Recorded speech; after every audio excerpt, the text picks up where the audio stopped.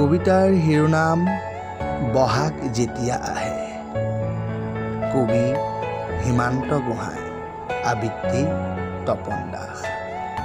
বহাগ যেতিয়া আহে, বহাগ যেতিয়া আহে, লঠঙা গছবোৰত যেতিয়া কুঁহি কোমল পাতবোৰে দেখা দিয়ে, তোমালৈ মনত পৰে।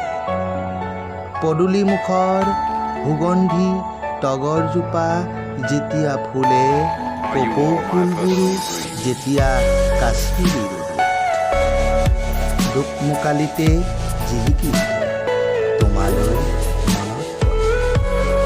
বাৰীৰ একাষৰ জোপোহা আমজোপাই যেতিয়া কলি পেলাই, সৌ তাহানিৰ কঁঠালজোপায়ো যেতিয়া মচি পেলাই, তোমালৈ মনত পৰে।